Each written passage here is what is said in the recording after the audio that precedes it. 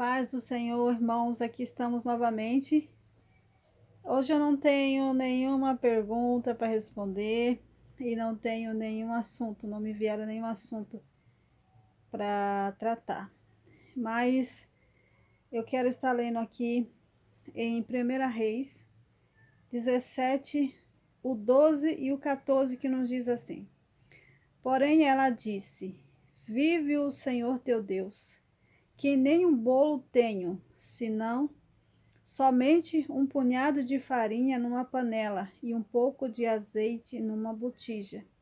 Vê que apanhei 2 cavacos e vou prepará-lo para mim e para meu filho, para comermos e depois morremos. 14 nos diz assim: Porque assim diz o Senhor, Deus de Israel: a farinha da panela não se acabará, e o azeite da botija não faltará, até o dia em que o Senhor dê chuva sobre a terra. A passagem de Elias, quando encontrou a viúva de Serepta, que ali Deus preparou aquela viúva para cuidar de Elias. Eu creio que Deus preparou a viúva para cuidar de Elias e Elias para cuidar da viúva, porque enquanto Elias esteve ali, não faltou nada para aquela viúva. Deus supriu a necessidade deles em tudo.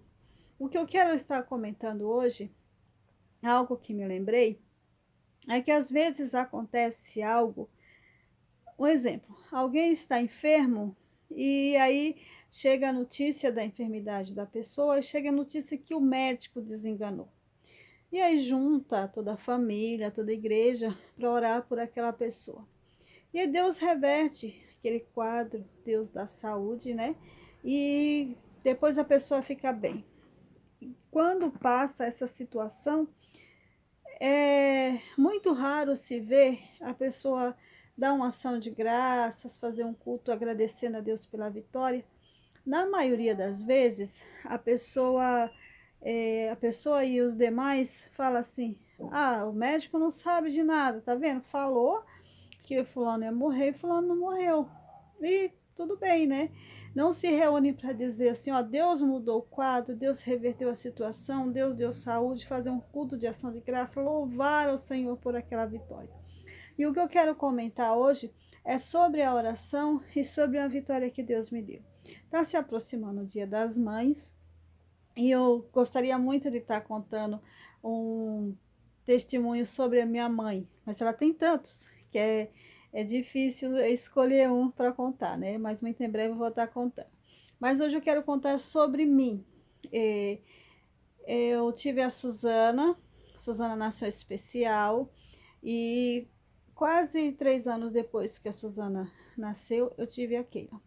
2 anos depois que a Suzana tinha nascido, a Suzana estava com 2 anos, eu fiquei grávida da Keila e eu fiquei com muito medo, fiquei muito assustada, com medo da Keila nascer especial também.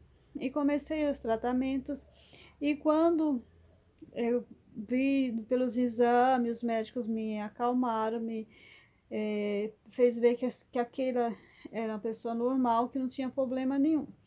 E só que quando eu estava com 7 meses de gestação, eu sonhei que eu morria. Eu sonhei que eu morria. Eu sonhei que eu estava no centro cirúrgico, fazendo o parto cesáreo da Keila. E aí eu ouvia as maquininhas apitando, né? E daqui a pouco as maquininhas começavam a fazer pi, pi, pi, pi. Quando fazia isso, abria uma porta, como se fosse a porta mesmo do centro cirúrgico, e eu via tudo assim branco, como se fosse, tivesse uma manhã de neblina, que você não consegue ver muita coisa adiante, e como se tivesse só luzes do lado, e você não conseguia ver ninguém, só aquele branco, sabe? Aquela neblina branca. E aí, quando eu via aquela porta, já perguntaram para mim assim: ah, você viu o céu, você viu o inferno? Não, não vi nada. Só vi essa porta e esse caminho com essa neblina. E aí, quando eu vi aquilo, eu escutava o médico que estava me atendendo falar para mim assim: perdemos. eu me desesperava, assim. Eu não sei se eu estava indo, só sei que no sonho eu começava a orar. Eu falava: Deus, tem misericórdia. Jesus, tem misericórdia de mim. Eu não posso morrer, Jesus. Eu tenho a Suzana para cuidar. Ela depende de mim, Jesus. Não deixa eu morrer. E tem essa criança, Senhor, que acaba de nascer. Eu preciso cuidar delas. E eu acordei. Não sei qual seria a o início do sonho, porque eu acordei nisso.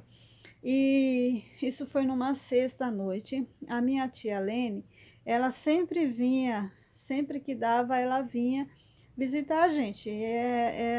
Era assim, porque a tia Lene era como se fosse uma irmã mais velha, como se fosse uma mãe. Ela é uma mistura assim de tudo assim que ela cuida muito bem da gente, né? Então, as minhas outras tias também, né? Quero até parabenizar as outras, mas tenho coisa boa para falar de todas elas, né?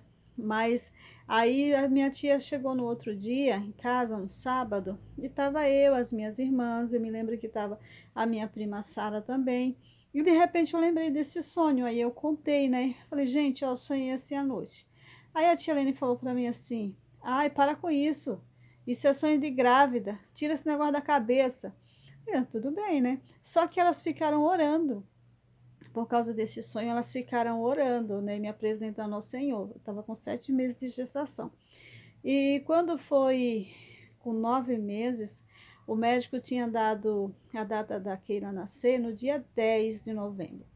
Dia 10 pela manhã, cedinho, eu comecei a sentir dor e perder líquido. Aí eu fui no pronto-socorro, eles me mandaram eu voltar para casa porque disse que estava tudo bem. Aí, no dia 11 eu fui de novo e perdendo líquido. No dia 13, por volta de meio-dia, eu percebi que eu não estava mais perdendo líquido e que a dor tinha aumentado muito. E aí, à noite, eu esperei para ir à noite. À noite, eu fui no pronto-socorro. Quando eu cheguei no pronto-socorro, no hospital, na realidade, eu fui no hospital, na maternidade. Quando eu cheguei lá, eu já tinha ido os outros dias, e aí eu fui com a minha irmã Ruth. Eu falei: Ruth, quando eu entrar para ser examinada, você vai embora. Ela falou: mas se eles mandarem você voltar? Eu falei: não, faz isso, você vai embora e deixa que eu me viro. Isso ela fez. Nós já chegamos no hospital mais de 9 horas da noite. Aí, quando eu entrei para ser examinada, a Ruth foi embora.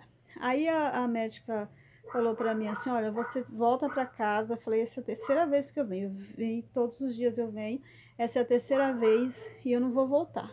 Ela falou: não, volta para casa com a sua irmã e volta. E se piorar, você volta mais tarde ou amanhã. Eu falei: não, eu estou sozinha, não vou voltar.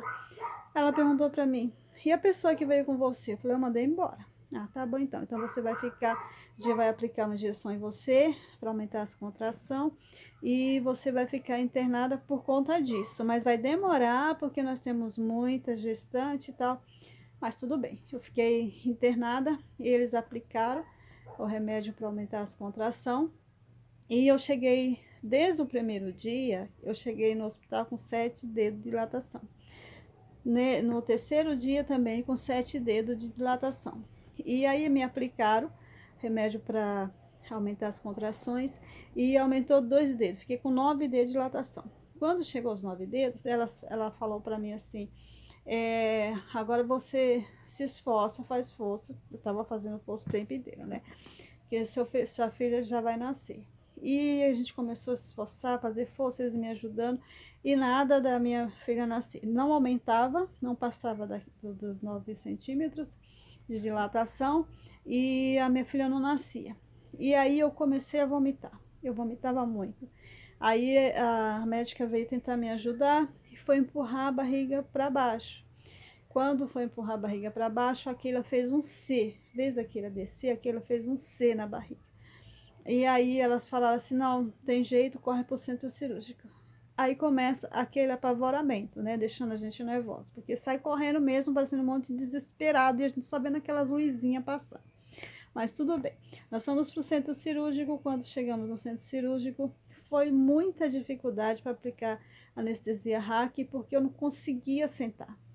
A situação que eu estava, não conseguia sentar. Tive muita dificuldade por conta disso. E aí começaram a fazer os procedimentos lá para tirar a Keila. E o anestesista fica do lado da gente, só fazendo perguntas, que acho que ele decora todas as perguntas, mas ele não decora uma resposta que a gente dá para eles, né? Porque é sempre a mesma pergunta que eles fazem, né? As mesmas perguntas. Aí, é, daqui a pouco ele começou a ficar com a cara de meio preocupada, assim, olhava para mim, olhava para a médica e fazia as perguntas tudo de novo. Eu pensei, tá tudo bem? Não, tá tudo bem, fica tranquila, mãezinha, tá tudo bem. E aí, daqui a pouco, a médica começou a gritar, que estava fazendo parto. Começou a gritar, que nem uma desesperada, mandando chamar uma outra pessoa, que eu só me lembro que era nome feminino. E saía aquele monte de enfermeiro correndo, eu fiquei olhando apavorada. E ele, não, tá tudo bem. Como tá tudo bem? Nessa hora eu me lembrei do sonho. Aí eu comecei a orar no meu pensamento. Jesus, tem misericórdia. Põe as tuas mãos, Senhor, faz alguma coisa. Eu não posso morrer aqui. Preciso cuidar da Suzane, preciso cuidar da Keila. Porque até quando eu tive o sonho a primeira vez, eu não tinha certeza do nome que eu ia colocar nela. Mas agora eu já tinha com certeza. Aí eu comecei a orar, apresentando ao Senhor. Aí daqui a pouco ela começou a gritar, não, pode voltar, consegui, consegui. Eu me lembro que eu chacoalhava, eu não sentia, mas eu via que eu estava chacoalhando. E conseguiram tirar a Keila, e depois ela veio e falou para mim assim, se você pretende tirar... quando os enfermeiros voltaram, perguntou para ela assim, como você conseguiu? Ela falou, não sei, só sei que consegui. Eu pensei, Deus, né? Só Deus. Aí, é, depois ela veio conversar comigo, depois de arrumar tudo, de limpar a Keila, quando veio me entregar a Keila chorou logo, percebi que a criança estava bem, porque já chorou. Aí veio conversar comigo e falou para mim assim, ó, se você pretende ter uma outra criança, você, outro filho, você espera uns 5 anos, porque corre o risco de você e a criança ficar na mesa de parto. Porque a sua filha estava grudada na placenta e a placenta estava grudada no útero. Mas isso ocorreu por conta da falta de atenção dos médicos, né? Que desde o início que eu fui tá perdendo líquido, e eles mandavam eu voltar. Então, 3 dias perdendo líquido, perdi todo o líquido que tinha, e aí a Keila grudou na placenta e a placenta grudou no útero. Mas aí, tudo bem, né? Aí eu pensei, não, pode ficar tranquilo. Eu já estava fazendo tudo direitinho para fazer a laqueadura, né? Aí, a Keila nasceu, hoje já tá com 15 anos, né?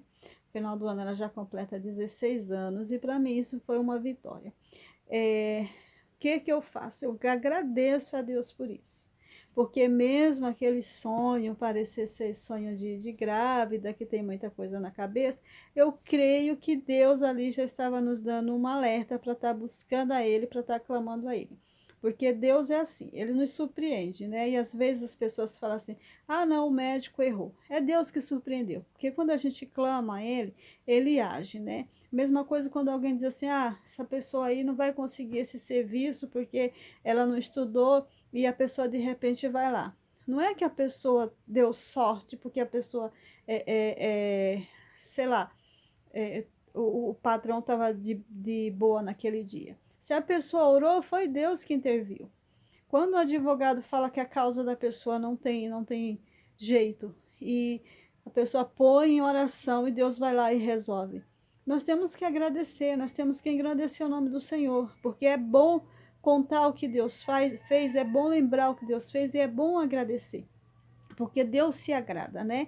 Deus se agrada que a gente louve a Ele, que engrandeça a Ele pelas obras que Ele tem feito em nossa vida, né? O salmista Davi engrandecia muito ao Senhor, né? Ele até convidava às vezes, né? Engrandecer ao Senhor comigo, né? Então nós temos que engrandecer, nós temos que agradecer e engrandecer o nome do Senhor e ser grato por tudo que o Senhor tem feito na nossa vida e dar a honra devida ao Senhor. Se colocamos uma causa na mão do Senhor e oramos e aquela causa estava perdida e o Senhor nos deu a vitória, temos que agradecer sim, tenho que agradecer sim. E hoje eu engrandeço o Senhor, agradeço ao Senhor pela vitória de ter a minha filha, que é o meu braço direito, né, que tem me ajudado muito, que é a Suzana. Eu agradeço ao Senhor nesse dia das Mães, né? Que é próximo domingo é o Dia das Mães.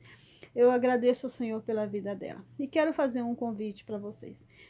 Quem tiver coragem, quem tiver vontade, né, e quiser estar junto comigo fazendo um vídeo de gratidão ao Senhor, um vídeo de ação de graça ao Senhor pela sua mãe, manda para mim, tá? Que eu vou fazer amanhã mesmo, eu vou fazer, eu vou estar colocando no ar esse vídeo. Não precisa ser muita coisa, não. Você pode, por exemplo, falar seu nome. Eu sou grata ao Senhor pela vida de fulana, minha mãe, né? Não precisa muita coisa não. Manda para mim que eu vou irei estar fazendo esse vídeo e estar colocando no sábado amanhã à noitinha, né? Ou então no domingo pela manhã, tá? Dá uma ação de graça pela vida da nossa mãe, né? E pela nossa vida também, que somos mães, tá? Quem não teve sua mãe, que foi cuidado pelo pai, pode mandar também. Manda aí, agradeço o Senhor pela vida do meu pai, que foi pai e mãe, né? Fala o seu nome, fala o nome do seu pai. Se você tem mais irmãos, eu e fulano, coloca todos os nomes dos seus irmãos. E se quiser mandar uma foto também da sua mãe, manda que a gente também põe, tá?